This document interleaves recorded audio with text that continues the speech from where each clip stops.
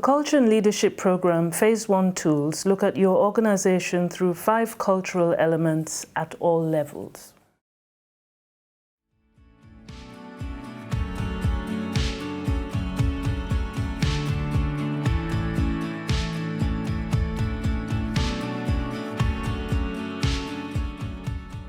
Being part of the Culture and Leadership Programme has been hugely inspirational for me.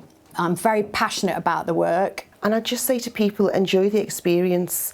For some people in our organisation, this has been a once-in-a-career opportunity to have access to other people who share the same passion to drive culture and also have access to our senior leaders. So just enjoy. I'd recommend any trust use this programme. I've worked in public, private sector, local and global companies, and I've never worked in a trust or the NHS organisation before where the board has put so much focus, so much attention and so much commitment and investment behind a programme. What a fantastic experience for anyone to be involved in. You felt that you were doing something very positive to influence and improve and build on workplace culture, and ultimately it was very empowering and it was very morale raising, really. I think it's really important to look at not only look at an organisation's culture but to understand the various components of it. Otherwise, how do you work out where you want to go and how do you move forward? Understanding the elements of the culture is really important, and I would imagine that's different from wherever you are in the organisation. If you're a senior leader or if you're working on the wards, people will feel the culture in different ways. So we need to understand all of those different perspectives so we can work out how we can continuously improve going forward. The organisation has really benefited from taking part in this culture diagnostic. It's given staff a voice, given them an opportunity to put their views forward and to be able to influence how we want to move the culture going forward in the future. It's really important to look at the culture of our organisation with a view to improving the culture and taking the whole organisation forward. The evidence is out there that there is an important link between the culture of the organisation and, in healthcare, the outcomes for patients. And that, for us, is the primary reason why we invest so much effort into ensuring that we're working towards having a supportive and compassionate culture at MFT, and also invest in running diagnostics to help us to sense check where we are on that journey. I definitely recommend that another trust undertakes this programme, or any trust undertakes this programme. There is really no substitute for giving as many staff the opportunity as possible to feedback on how it is to work in that organisation, and in particular to give them the opportunity to shape and develop the culture of that organisation going forward. So I would thoroughly recommend it. There's a variety of different tools that can be used. All of them have got an important part to play, and there's only benefits to come out from doing this exercise. When we first asked about it, our division, and not kind of the OEH Trust, we're very keen to get part of it because we believe that whilst we think there's good behaviour going on, the feedback we had from staff was that it could be improved, and they could be improved how they are involved and how we get their decisions and their opinions up to the board. And for the board, they're really eager to hear that. So our board members asked for this, our staff asked for it, we asked for it, so we thought we want to be part of this journey. As part of that journey, what we have seen was that little things like shared governance council, where junior staff members sit together, make decisions for their area, they have to come up with the processes, they have to find the funding and go through the same processes what I would have to do my job for a bigger project. It helps them to understand what the challenges are, so it helps them to change the way they word their questions, change the way they approached problems and saw them as opportunities and how they can get around it. It makes them also feel heard. We heard and saw more of what our staff can do, so it helps their development. And we found that that has helped us with the quality of care we can give to our patients and the way we can recruit and retain our staff, which is hugely important. I think it is very beneficial for every trust, every organization to go through this process, because I think people have seen and heard similar initiatives in the past, But this is unique because we put staff at the heart of this journey from the very beginning, from the discovery phase moving into the design phase. Staff are fully engaged, they are part of it, and I think the success of this project lies on our staff because we cannot just impose changing culture to people. Staff must start changing their own culture, which are aligned to the priorities and the positive vision of the trust. I believe in the power of conversation. Let this be the start of an ongoing conversation, making staff part of that decision-making process. And staff must feel that they are able to make decisions and be accountable for those decisions. One of the reasons why I got involved was I'm really passionate about our staff having a voice and a really authentic voice, and that's why I think starting on this journey is a really exciting way to say, actually, marker in the sand, this is what us as an organisation wants to achieve. It's a programme, so there's some structure. One of the things that I think has been quite challenging in the past is that small pockets of greatness happen, but how do you take a whole organisation through that greatness and inspire everybody? So for me, having a programme that has some really clear frameworks, some timelines, some supportive tools is really great. So what I think we've learned from the Culture and Leadership programme is how much our staff care, how much they are engaged in trying to improve the quality of care that we give. We've enabled a wide range of staff from all levels of the organisation to be part of us reflecting on the culture that we have. The worst thing we could do now would be to undermine that commitment, to suggest it didn't matter by reining things back. So the big challenge, having got a very rich understanding of the organisation from the diagnostic phase, is that we have to see that through. Otherwise we can't expect staff to commit to projects in the future because we haven't listened and acted on what we've heard. Provides more opportunity, it's about staff having their say, it's about meaningful conversations, which we can put a varied workforce together in one room to talk about that. It's about listening to other ideas that maybe we've not experienced or discovered before. This, for me, I think culture is something that happens progressively over time, and with the OUH we've made some really, really good progress.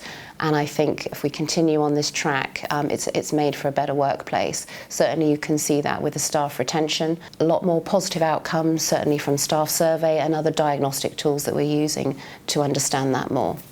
So it's really important to go through this process of having a really in-depth review of culture and leadership in the Trust. We've had lots of attempts to do this in the OUH over the last few years that I've been involved, but it's always felt somewhat superficial. The people in our organisation are the most important asset over and above everything else. And we all know that if we feel happy at work, we give more. So I think it's really important that we properly understand how people feel in the Trust and how they would like to see things change so that everyone can get that really positive experience about coming to work. So I think it's really important for culture and leadership to be looked at in a large organisation, especially somewhere like the NHS. Just brings people together, increases that morale, just gives a good feeling around the workplace. I think it's really important to be involved in the culture change programme. I've seen so much value, the data we've got and the change from myself, my team, my culture change team, my work colleagues and the Trust Board, but the whole hospital. I can see such a change, the depth and the warmth that people are coming. It's just so beneficial. You can already see a change. People are different. They just smile daily. That's what you can see, is the smile daily. People are so much different. It's amazing. I think as a trust you can sit on your laurels a little bit and think, well, everything's all right, and from say a middle management tier up they probably think, well, everything's okay. But when you actually go and talk to staff on the shop floor, you might find a whole different culture that's going on that you don't really realise about, and that can sort of take you over. For the patient's benefit overall, if everyone's pleasant to each other, everyone's working in a good manner, it's good to come to work every day. Why shouldn't we want to make it a pleasant and enjoyable environment? So trusts really need to not just park it, they need to be looking at it. And it's not something we can fix in 5 minutes. It might be 1, 2, 3, 5 years that we can do that. But trust, it's something that should be on the agenda all the time. It shouldn't be just an initiative that we actually start and then finish and that's done with. It should be a continuing rolling programme. Keep looking at it, keep refreshing it, keep ensuring we can train our staff and support our staff in lots of other ways. It's hard to sometimes put your finger on the culture and what it actually means, but it's the way we do our business, it's the way people treat each other, it's the way managers or even shop floor staff, it doesn't matter how they behave with other members of their team. I think it's absolutely essential that all organisations undergo a programme such as this. The National Health Service is quite a pressured place to work, and sometimes we work in layers, and actually this programme is a really vital opportunity for mixing, for really getting down and speaking to the staff who are at the front line, wherever they're working on the front line, not necessarily patient focused, but working in areas that maybe are hard to reach. Really understanding what working in their job role and their part of the jigsaw puzzle means to the whole organisation. And I would wholly recommend this to any organisation because the benefits are just immense. In terms of why would you do this as an NHS Trust? Well, I think, why wouldn't you? This really is an opportunity to embrace an organisation-wide, whole hospital-owned initiative to hear about everything that everybody thinks and be able to put together a high level and focused response to that. Recommend this to any organisation because it is about everybody. Culture is everybody's business, and we are working in such challenging times financially, operationally, and I think people do feel quite battered at times in the NHS, and there's loads out there. If you listen to Michael West's work about compassionate leadership and how he talks about if we can't be compassionate to each other, how can we possibly be compassionate in the work that we do, and showing that compassion to other people and recognising that everybody is a unique individual and deserve respect and compassion for the contribution that they give. So why would you not do it? Why would I recommend this programme? Well, to be honest with you, I researched this quite considerably before even considering engaging with the board about a conversation around this programme. And the evidence base that supports the work and the design and the methodology is so sound that it really would be daft not to, in all honesty. It was like all my Christmases came home when I looked at this programme. All of the data, the way that you do the design and the discovery phase, making sure that you've got both the qualitative and quantitative data, that you're able then to see what are your real issues and what are those areas that you can share good practice, really gives you informed information to make those decisions. I draw the analogy as if you were a doctor and you were treating a patient. There's no way that you wouldn't ask the relevant questions, that you wouldn't do the relevant blood tests, that you wouldn't do the relevant investigations, and you would use all that data to inform what your treatment plan was going to be for that patient. It's exactly the same process here. What we've done is a robust diagnostic, and therefore that's informing what we need to do as an organisation to shift the culture to where it needs to be, where we want it to be, where every organisation needs to be. That compassionate culture with distributed leadership. Why do I think it's essential that they need to adopt this and really commit to taking culture and leadership seriously and embedding it? Because actually, at the heart of it, our organisation is made up of people. 80% of our cost is people. How we run and interact is all around people. And if we're not investing in the way we allow people to express themselves and fulfill what they want to fulfill in their job, we will perpetually always have the problems with recruitment, retention, not being able to provide services. And at the heart of that is really setting up a culture that you want to belong, you want to be a part of, you believe in, and all the rest is an additive layer, so having those right skills and tool sets and all that. But really, we need to help people understand how to put in place a culture for delivery of excellent patient care and outcomes, and people need help in that journey. We often forget that most people come into the profession and follow a specific vocation or follow a specific career. So they have a specific set of skills that they need to apply. What we often fail to recognise is that actually we need them to do more than that, and that is part of their job, but we very often fail to facilitate effectively the framework and the conditions within which they work that makes that happen. So really, running a proper culture and leadership programme that really gets to the heart of what does it mean to me as an individual? How do I play a part in this? What is the culture I want to be a part of?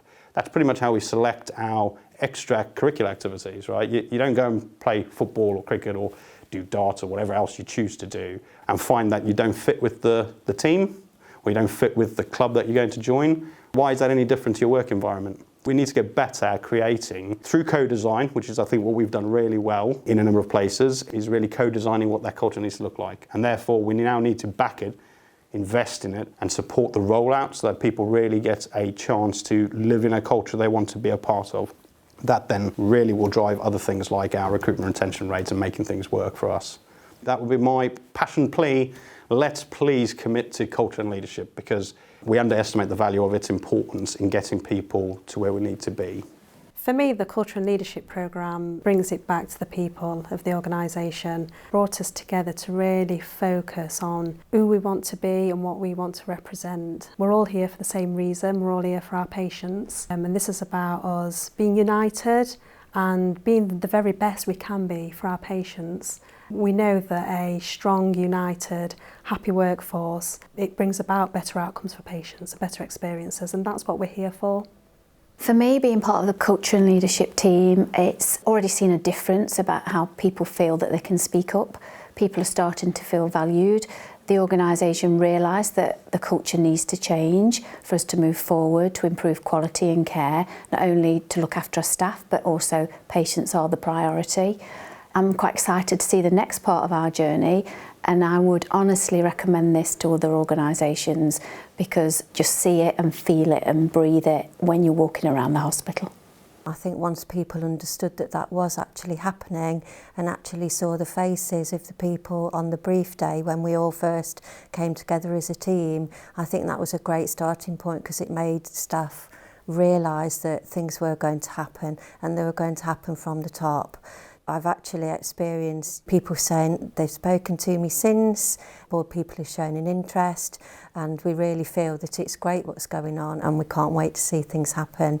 I firmly believe that things will change, and things in fact have started to change, whereby departmental managers have done little things like incentive cards and just made people feel valued and listened to, and I think that's so important.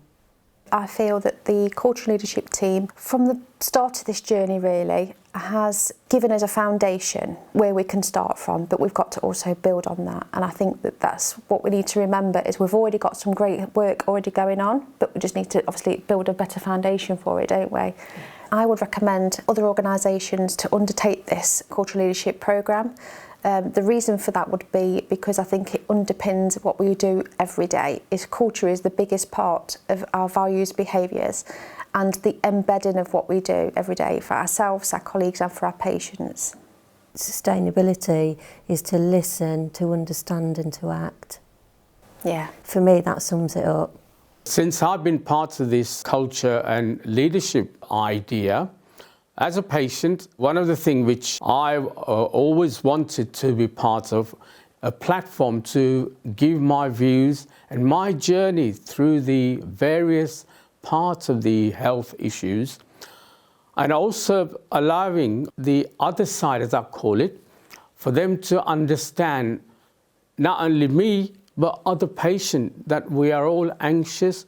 Since I've been part of this culture and leadership group, that I've been meeting various divisions of NUH where I have noticed there is an improvement, and I can see that there is a light at the end of the tunnel for my journey as a patient. This experience is allowing the other staff to really flourish so they can really come out and show their talent for looking after us patients. And they're also realising that looking after us patients, it will also help their journey, because I'm quite sure lots of the time whenever I go to my clinics and things, that these poor staff, they must feel at the end of it, oh my God, not another patient here. But now I can see eventually with this journey, the person I'm talking to at the reception point will say, this person is going to make my day much happier. Lots of the other trusts and the NHS will take lots of the ideas or even implement culture and leadership ideas, and it will benefit everybody, the staff as well as patients like me.